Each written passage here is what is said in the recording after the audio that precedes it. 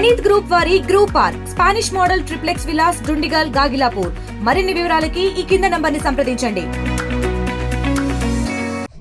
మత్స్యకార సోదరులు అంటే వాళ్ళ జీవితం మీద అంటే చాలా ఎలాగైతే రైతు భూమిని నమ్ముకుని పంట పెడతాడు, దానిపైన మళ్ళీ అంటే వాతావరణం మీద దాని మీద దీని మీద డిపెండ్ అవుతాడు. అలాగే చేనేతలు అత్యంత కష్టపడుతూ జీవిస్తూ ఉంటారు. అలాగే మత్స్యకార సోదరులు సముద్రంలో నమ్ముకుని అక్కడ ఉన్నటువంటి ప్రతికూల వాతావరణాలు కూడా అధిగమించుకుంటూ దాని మీద జీవనోపాధిని కలిగించుకుంటూ ముందుకెళ్తున్నట్టు ఇప్పుడు అంత క్లిష్టమైనటువంటి వృత్తి అది పరిస్థితి.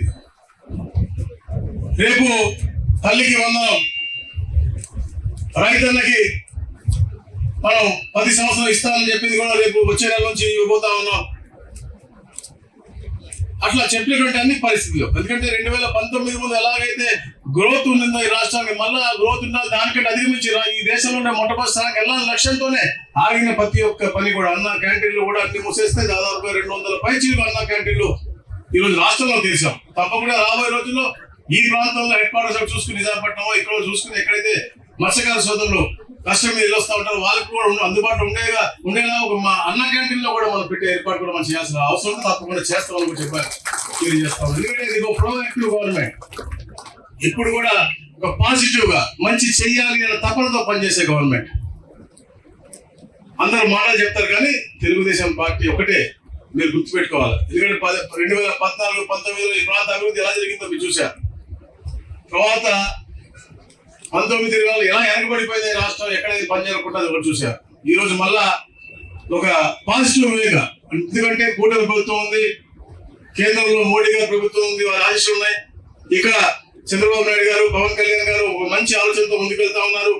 తప్పకుండా ఈ రాష్ట్రాన్ని అగ్రస్థానానికి తీసుకెళ్లాలా, రాబోయే తరాలకి మంచి చేయాలని చెప్పి ఆలోచించే నాయకులు కాబట్టి ఏదో వారి కుటుంబం కోసమో వారి యొక్క తరం కోసమో కాదు, రాబోయే తరాలు బాగుండాలి. ఎందుకంటే ప్రతి ఒక్క తల్లి ఇక్కడ ఆలోచించేది వాళ్ళ బిడ్డల గురించి, వాళ్ళ బిడ్డల భవిష్యత్తు గురించి. వాళ్ళ బిడ్డల భవిష్యత్తు కోసం ఆలోచించే నాయకుడు చంద్రబాబు నాయుడు.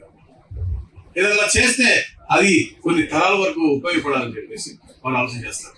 ఈ రోజు రాష్ట్రంలో గౌరవ ముఖ్యమంత్రి గారు చంద్రబాబు నాయుడు గారు గతంలో కూడా ముఖ్యమంత్రిగా ఉన్నప్పుడు తప్పకుండా వీళ్ళందరికీ కూడా నిరుద్యోగం మన ఏదైతే ఈ వృత్తి ఉందో లీన్ పీరియడ్ లో ఇంతకుముందు బియ్యం ఇచ్చేవాళ్ళు, దాని తర్వాత దాన్ని 2000కి 4000కి మార్చారు, గత ప్రభుత్వం 10,000 చేసి మన లాస్ట్ ఎలక్షన్ అప్పుడు ఇవ్వలేదు అని. కానీ ఇప్పటికి కూడా వాళ్ళందరికీ కూడా అండగా ఉండాలి. ఏదైతే ముఖ్యంగా మనకి దాదాపుగా 1000 కిలోమీటర్ల తీర ప్రాంతం ఉంది. మన బాపట్లకి 103 కిలోమీటర్లు ఇప్పుడే కరెక్ట్ గా చెప్పారు. ఇంకో గంట 2 గంటలు పట్టుద్ది.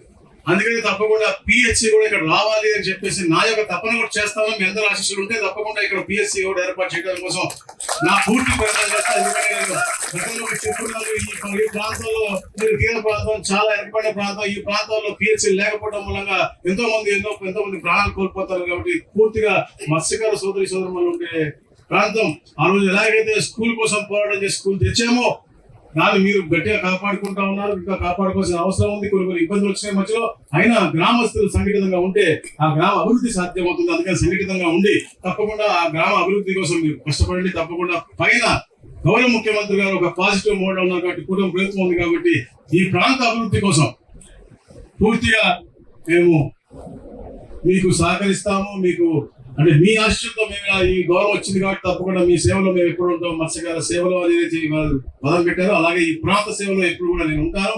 మీరు కూడా మాకు సహకరించాలి, ఇక్కడ నాయకులందరూ కూడా సమిష్టిగా సహకరించాలని చెప్పేసి తెలియజేసుకుంటూ మరి మీరు కూడా ప్రభుత్వానికి కూడా ఎప్పటికప్పుడు మీరు మాట్లాడాల్సిన అవసరం ప్రభుత్వం గురించి కూడా. ఎందుకంటే గౌరవ ముఖ్యమంత్రి చంద్రబాబు నాయుడు 24 hours 20 hours పనిచేస్తారు. 20 hours కూడా కేవలం పేదవాళ్ళకి ఎలా మెరుగైన జీవన పరిమాణాలు ఇవ్వాలి, ఎలా వాళ్ళ జీవితాల్లో మార్పు తీసుకురావాలి అని చెప్పేసి ఆలోచన తప్ప ఎక్కడ కూడా వారి స్వభావం లేదు. మనం కూర్చున్నాము, వాళ్ళు ఫ్రీగా ఇచ్చారు కదా, సూపర్ 6 అన్నారు ఇచ్చారు తీసుకున్నా ఇంట్లో కూర్చోడం కాదు. మీరు పాజిటివ్ గా మాట్లాడాలి.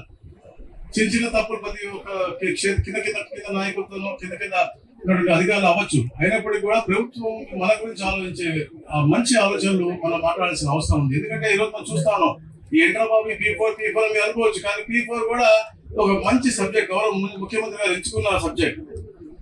ఎందుకంటే నేను ఇంతకుముందు చెప్పాను, ఆయన గతంలో ముఖ్యమంత్రి ఉన్నప్పుడు 2020 నవ్వారు, ఐటీ అంటే నవ్వారు. కానీ ఈ రోజున ఐటీలో లేనిటువంటి వ్యక్తి లేరు. ఐటీ రంగంలో ప్రతి ఒక్క ఇంట్లో ఒక మనిషి ఉన్నాడు ఐటీ రంగం. మరిన్ని వీడియోస్ కోసం ఛానల్ ని సబ్స్క్రైబ్ చేయండి. లేటెస్ట్ అప్డేట్స్ కోసం వాట్సాప్ ఛానల్ ని ఫాలో అవ్వండి. ఆ లింక్ డిస్క్రిప్షన్ లో ఉంది.